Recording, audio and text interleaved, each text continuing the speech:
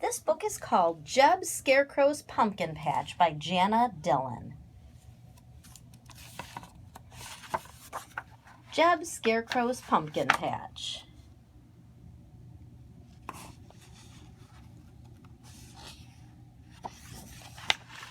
It's mighty hard work scaring crows all day. Crows don't scare easy. A scarecrow's got to flap and wave his arms around and kick and hurl his legs.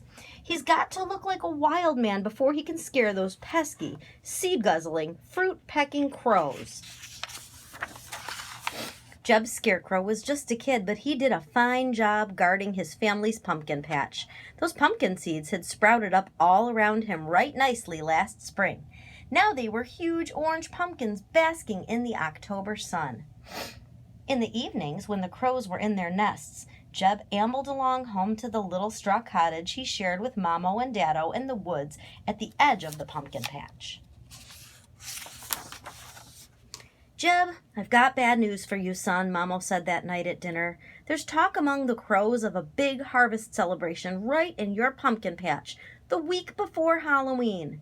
Jeb dropped his fork. "Why me?" he cried. "Why now?"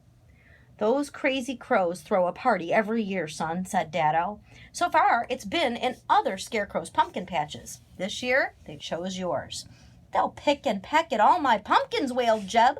"I won't be able to sell any for Halloween. Doggone it, what am I going to do?" "Not much you can do, son," said Daddo, shaking his head sadly. "No scarecrow ever won out over the crows when it comes to their harvest bash. Not one scarecrow ever won." "There's no way around it, Jeb," said Mommo with a sigh. "Your pumpkin patch is as good as gone right now. You might as well forget it. There's always next year."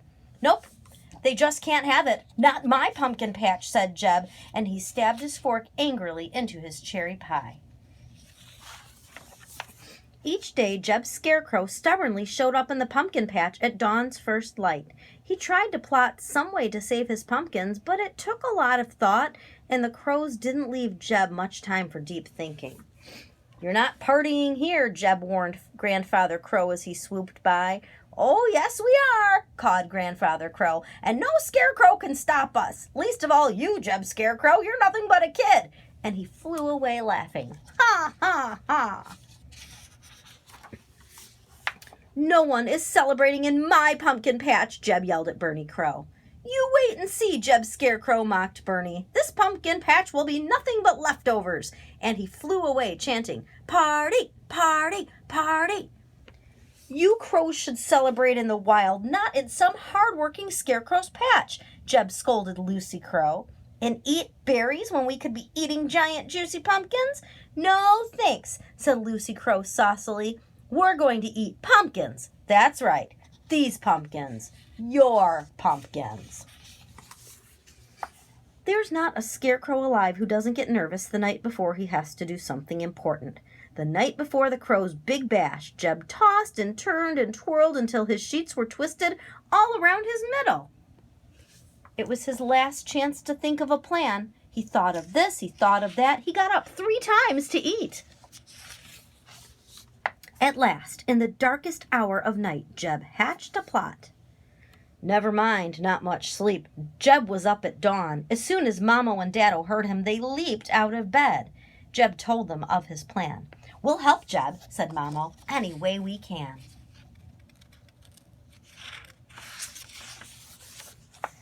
All day long, the crows kept Mommo and Daddo running up and down the pumpkin patch while Jeb worked steadily.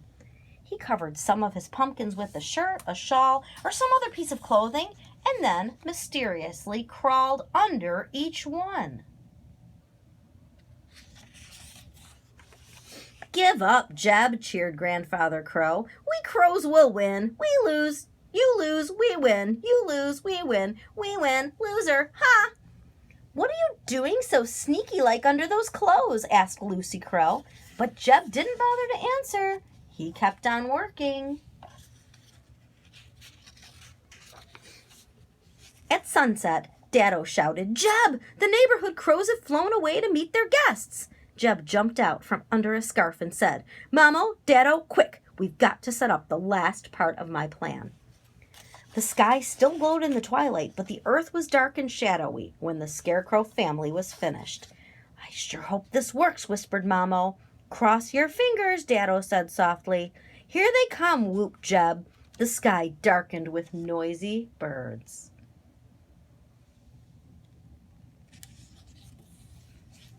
Wait till you see these mouth-watering pumpkins, Bernie Crow called loudly to the guests following him. Yes, sir, party time. We're almost there, Lucy Crow shouted. But as they came over the tops of the trees to Jeb Scarecrow's pumpkin patch, Bernie Crow hollered, Hold everything! Monsters! Shrieked Lucy Crow, guarding Jeb Scarecrow's pumpkin patch. Great orange heads, staring like spooks, grinned up at them wickedly from the pumpkin patch. Turn back! Squawked Bertie Crow. The neighborhood crows tried to stop, but the crows behind them just kept coming. Soon the crows were all banging into each other, cawing and screeching, feathers flying everywhere. Turn back! Shouted Lucy Crow. That pumpkin patch is haunted. Stop pushing! Hollered Grandfather Crow. Let an old crow through. Party's over! Cawed Bertie Crow. Party's over! As the crows disappeared over the trees, Jeb collapsed with laughter. Mamo and Daddo sat down beside him, hee-hawing until their sides hurt. The honking of a car horn silenced their laughter. Hey, Mr. Scarecrow, called a fellow from his car. I'll buy one of those jack-o'-lanterns for Halloween. I couldn't carve one better myself. And I'll want one of those plain pumpkins, too, for pie. A car pulled up behind his, and then another. Soon the street was lined with cars. Folks were waving money and smiling at the jack-o'-lanterns and the pumpkins. Jeb was smiling, too, as he and Mamo and Daddo hurried about, selling his darling pumpkins. The end.